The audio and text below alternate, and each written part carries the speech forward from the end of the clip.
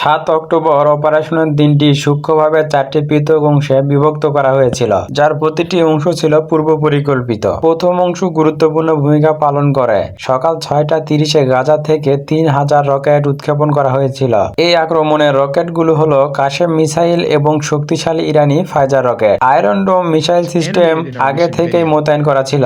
এই defence system ৬০% rocket আকাশে ধ্বংস করে। সীমান্তের কাছে আকাশ থেকে চালিত হ্যান্ড গ্লাইডার এবং মোটর চালিত পার লাইটারগুলির সাহায্যে ইসরায়েলে প্রবেশ করে।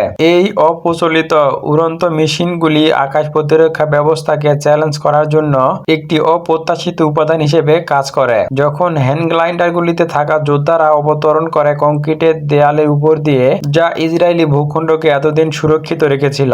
দ্বিতীয় অংশে সকাল ৭টা ৩০-এ ইসরায়েল দ্বারা নির্মিত 45 ইলেকট্রনিক এবং সিআইটি প্রাচীর ভাঙার জন্য অপারেশন একটি গুরুত্বপূর্ণ সন্ধিক্ষণ উন্মোচিত হয়েছিল।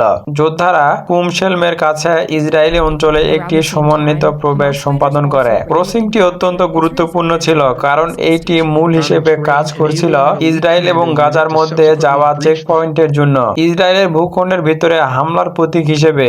একই সময়ে দৃঢ়প্রতিজ্ঞ যোদ্ধাদের আরেকটি দল নির্ভুলভাবে ইসরায়েলের আরাস সীমান্ত ক্রসিং স্টেশনে একটি আক্রমণ শুরু করে। তারা এই সাহসী কাজের জন্য তাদের পথে দাঁড়িয়ে থাকা ভয়ঙ্কর বাধাগুলিকে ভেঙে ফেলার জন্য বিস্ফোরক ব্যবহার করে। তারা দ্রুত গতিতে মোটর বাইকে করে সীমান্ত অতিক্রম করে এবং তাদের আগে থেকে রাখা বুলডোজার বিস্ফোরক হামলার ফলে অতিরিক্ত হওয়া ফাঁকাগুলিকে আরো প্রশস্ত করার জন্য ব্যবহার করা হয়, যাতে বেশি পরিমাণ যোদ্ধা আগমন সহজতর ও শক্তিশালী হয়। এর জন্য ফোর হুইল ড্রাইভের মাধ্যমে ইসরায়েল অঞ্চলে তারা প্রবেশ করে। তাদের উপস্থিতি ক্রমাগতভাবে বৃদ্ধি করে শত্রুর সীমানার মধ্যে একটি বহুমুখী আক্রমণ চালায়। তারা ইসরায়েলি ভূখণ্ডের গভীরে তাদের মিশন চালিয়ে গিয়েছিল। তৃতীয় অংশে একটি ইউনিটের একটি কমান্ডো দল ইসরায়েলি সেনাবাহিনীর দক্ষিণ গাজার সদর দপ্তর আক্রমণ করে এবং এর যোগাযোগ বন্ধ করে দিয়ে কর্মীদের তাদের কমান্ডোদের ডাকতে বাধা দেয়। চতুর্থ অংশে তারা আটক করা জিম্মিদের গাজায় স্থানান্তর করে নিয়ে যায়, যাতে করে বন্দীদেরকে কাজে লাগিয়ে পরবর্তীতে যে কোনো সুবিধা অর্জন করা যায়।